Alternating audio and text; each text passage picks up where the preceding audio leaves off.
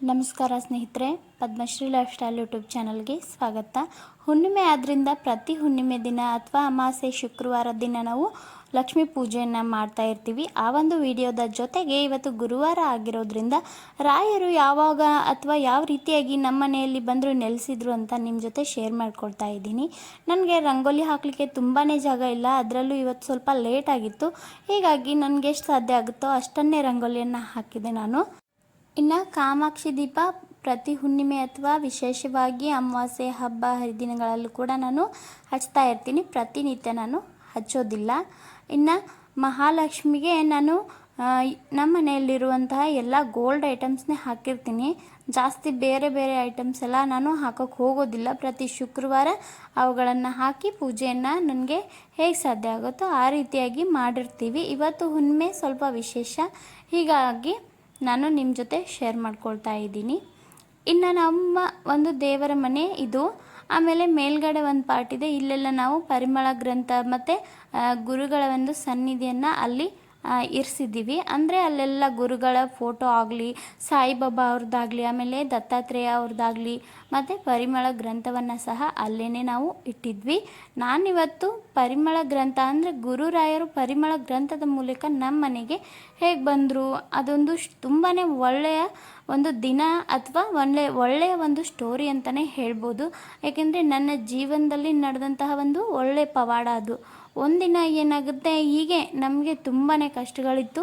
ಆ ಕಷ್ಟಗಳಿದ್ದಾಗ ಒಂದಿನ ಏನಾಗುತ್ತೆ, ನಾನು ಕೂಡ ಯೂಟ್ಯೂಬ್ನಲ್ಲಿ ನೋಡ್ತಾ ಇದ್ದೆ ಪರಿಮಳ ಗ್ರಂಥದ ಬಗ್ಗೆ. ತುಂಬಾ ಜನ ನನಗೆ ಹೇಳ್ತಾಯಿದ್ರು, ನನಗಂತಲ್ಲ ವಿಡಿಯೋನ ಹಾಕ್ತಾಯಿದ್ರು, ಪರಿಮಳ ಗ್ರಂಥ ಬಂದ ಕೂಡಲೇ ನಮ್ಮ ಮನೆಯಲ್ಲಿ ಎಲ್ಲ ಚೇಂಜಸ್ ಆಗಿದೆ, ರಾಯರು ನಮಗೆ ತುಂಬಾ ಅನುಗ್ರಹ ಮಾಡಿದ್ದಾರೆ, ಈ ರೀತಿಯಾಗಿ ಪವಾಡಗಳನ್ನು ಮಾಡಿದ್ದಾರೆ ಅಂತ. ಆವಾಗ ಅನಿಸುತ್ತೆ ನನಗೆ, ನಾನು ಯಾಕೆ ಪರಿಮಳ ಗ್ರಂಥವನ್ನು ನಾನು ಮನೆಗೆ ತೆಗೆದುಕೊಂಡು ಬರಬಾರ್ದು ಅಂತ ನನಗನ್ನಿಸುತ್ತೆ. ಅದಕ್ಕಿಂತ ಮುಂಚೆ ಒಂದು ವಿಷಯನ ಹೇಳಬೇಕು. ನಾನು ಸುಮಾರು 1.5 ವರ್ಷಗಳ ಹಿಂದೆ ನಾನು ಎಲ್ಲ ಒಂದು ಸ್ತೋತ್ರಗಳನ್ನು ಪ್ರತಿನಿತ್ಯ ಹೇಳಲಿಕ್ಕೆ ಅಂತ ಒಂದು ಬುಕ್ನಲ್ಲಿ ಸ್ಟೋರ್ ಮಾಡಿ ಇಡ್ತಾ ಇದ್ದೆ.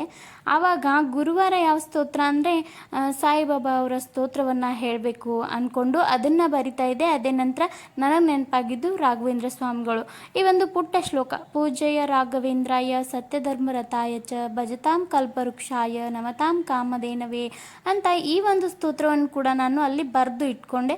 ಪ್ರತಿನಿತ್ಯ ಅದನ್ನು ಹೇಳ್ತಾ ಇದ್ದೆ. ಹೇಳುವಾಗ ಏನೋ ಒಂಥರ ಖುಷಿ, ಏನೋ ಒಂಥರ ಮನಸ್ಸಿಗೆ ಶಾಂತಿ ಅನ್ನಿಸ್ತಾ ಇತ್ತು. ಆ ಒಂದು ಸ್ತೋತ್ರನ ನನಗೆ ಪ್ರತಿನಿತ್ಯ ಹೇಳಲಿಲ್ಲ ಅಂದರೆ ಏನೋ ಒಂಥರ ಕಳ್ಕೊಂಡಂಗೆ ಆಗ್ತಿತ್ತು. ಹೀಗಾಗಿ ನನಗೆ ಇದು ಪೂಜೆ ಮಾಡ್ತೀನಿ ಅಥವಾ ಪರಿಮಳ ಗ್ರಂಥದ ಮೂಲಕ ರಾಯರು ಬರ್ತಾರೆ ಅನ್ನೋ ಒಂದು ಯಾವುದೇ ಒಂದು ಸೂಚನೆ ನನಗೆ ಇರಲಿಲ್ಲ. ಆದರೆ ಶ್ರದ್ಧಾಭಕ್ತಿಯಿಂದ ಆ ಒಂದು ಸ್ತೋತ್ರವನ್ನು ಮಾತ್ರ ನಾನು ಪ್ರತಿನಿತ್ಯ ಹೇಳ್ತಾ ಇದ್ದೆ. ಹೀಗೆ ಹೇಳ್ತಾ ಒಂದು 8ರಿಂದ 9 ತಿಂಗಳು ಕಳೆದಾದ ನಂತರ ನಾನು ಆಗಲೇ ಹೇಳಿದೆ ನಿಮಗೆ, ಪರಿಮಳ ಗ್ರಂಥದ ಬಗ್ಗೆ ಎಲ್ಲರೂ ಯೂಟ್ಯೂಬ್ನಲ್ಲಿ ಹಾಕ್ತಾಯಿದ್ರು. ಈ ಗ್ರಂಥನ ನಾವೇ ತರಿಸ್ಕೋಬಾರ್ದು, ನಮ್ಮ ಕಷ್ಟಗಳು ಇದರಿಂದ ದೂರ ಆಗುತ್ತಲ್ವಾ ಅಂತ ವಿಚಾರ ಮಾಡಿಕೊಂಡು ನಾನು ಅದರ ರೇಟ್ ಕೇಳಿದೆ. ಅದ್ರ ರೇಟು 2000 ಮೇಲೆ ಇತ್ತು, ಅದು ಎಲ್ಲರಿಗೂ ಗೊತ್ತಿದೆ. ಹೀಗಾಗಿ ಅಯ್ಯೋ, ನನಗೆ ಈ ಒಂದು ಗ್ರಂಥವನ್ನು ತೆಗೆದುಕೊಳ್ಳಲು ನನಗಾಗ್ತಾ ಇಲ್ವಾ ಅಥವಾ ನಮಗೆ ಆ ಶಕ್ತಿ ಇಲ್ಲ ಅಂತ ಹೀಗೆ ಒಂಥರ ಬೇಜಾರು ಮಾಡಿಕೊಂಡು ಹಾಗೆ ಸುಮ್ಮನೆ ಕೂತಿದೆ. ಒಂದು 4 ದಿನ ಹೋಯಿತು. 4 ದಿನ ಹೋದ್ಮೇಲೆ ನನಗೆ ಆವತ್ತು ಕೂಡ ಗುರುವಾರ, ಆ ಒಂದು ಪವಿತ್ರ ಗುರುವಾರದ ದಿನ ನನಗೊಂದು ಮೆಸೇಜ್ ಬರುತ್ತೆ.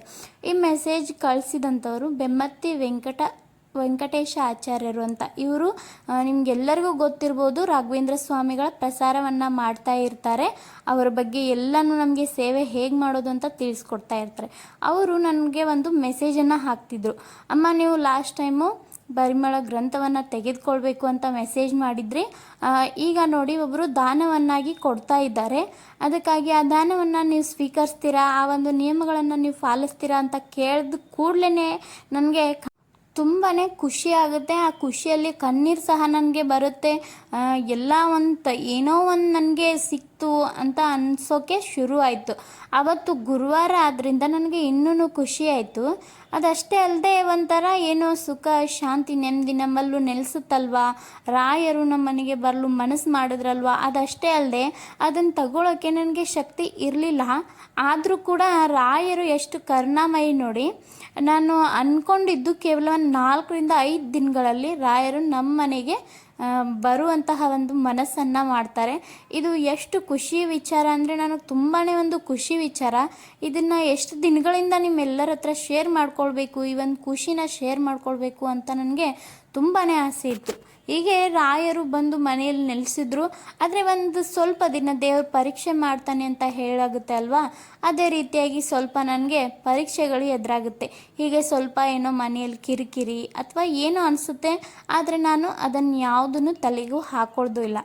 ಏಕೆಂದರೆ ರಾಯರು ನಮಗೆ ಆಶೀರ್ವಾದ ಮಾಡಬೇಕು, ಮಾರ್ಗದರ್ಶನವನ್ನು ಮಾಡಬೇಕು ಅಥವಾ ನಮ್ಮ ಜೀವನವನ್ನು ಉನ್ನತ ಮಟ್ಟದಲ್ಲಿ ತರಬೇಕು ಅಂತಲೇ ನಮ್ಮ ಮನೆಗೆ ಬಂದಿದ್ದಾರೆ. ನನಗೆ ಅವರು ಒಂದು ಉದ್ಯೋಗವನ್ನು ಸಹ ಕೊಡ್ತಾರೆ. ಎಲ್ಲವನ್ನ ಅವರಿಂದನೇ ನಾನು ಎಕ್ಸೆಪ್ಟ್ ಮಾಡ್ತಾ ಇದ್ದೀನಿ. ಸೊ ಹೀಗಾಗಿ ನನಗೆ ತುಂಬಾ ನಂಬಿಕೆ ಇತ್ತು. ಹೀಗಾಗಿ ನಾನು ರಾಯರ ಸೇವೆಯನ್ನು ಸ್ವಲ್ಪ ದಿನಗಳ ಕಾಲ ಮುಂದೂಡಿದೆ. ಆ ನಂತರ ನಾನು ಸೇವೆಯನ್ನು ಕೂಡ ಮಾಡಿದೆ. ಇದರಿಂದ ನನಗೆ ತುಂಬಾ ಒಳ್ಳೆಯ ಪ್ರತಿಫಲ ಕೂಡ ಸಿಕ್ತು. ನಾನು ಮೊದಲಿಗೆ ಸೇವೆಯನ್ನು ಶುರು ಮಾಡಿದಾಗ ನನಗೆ ಅನ್ನಿಸ್ತಾ ಇತ್ತು ನಾನೇನೋ ತಪ್ಪು ಮಾಡ್ತಿದ್ದೀನೋ ಅಥವಾ ನನ್ನ ಸೇವೆ ಸರಿಯಾಗಿಲ್ವೋ ಅಥವಾ ಇದೆಯೋ ಇಲ್ವೋ ಏನೂ ಗೊತ್ತಾಗ್ತಾ ಇರಲಿಲ್ಲ.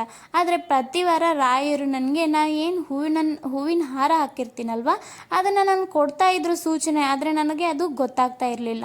ಆನಂತರ ನಾನು ಕೇಳ್ಕೊಂಡಿದ್ದು 3 ವಾರಗಳಲ್ಲಿ ನನ್ನ ಒಂದು ಇಚ್ಛೆಯನ್ನು ಈಡೇರಿಸು ರಾಯ ಅಂತ ಕೇಳ್ಕೊಂಡಿದ್ದೆ. ಈ ಒಂದು 3 ವಾರದಲ್ಲೇ ರಾಯರು ನನಗೆ ಅದಕ್ಕೆ ಒಂದು ಸೂಚನೆ ಕೂಡ ಕೊಟ್ಟರು. ಅಲ್ಲಿಗೆ ನನಗೆ ತುಂಬಾ ಖುಷಿ ಆಯಿತು.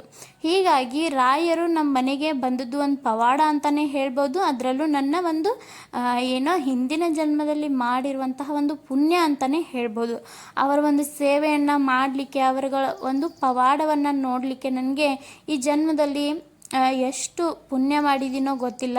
ಸೊ ಹೀಗಾಗಿ ಈ ಒಂದು ಖುಷಿ ವಿಚಾರನ ಪ್ರತಿಯೊಬ್ಬರಿಗೂ ಹೇಳಬೇಕು ಅಂತ ನನಗೆ ಇವತ್ತು ಅನ್ನಿಸ್ತು. ಹೀಗಾಗಿ ಆ ಒಂದು ವಿಡಿಯೋನ ನಿಮ್ಮ ಜೊತೆ ಶೇರ್ ಮಾಡಿಕೊಂಡೆ.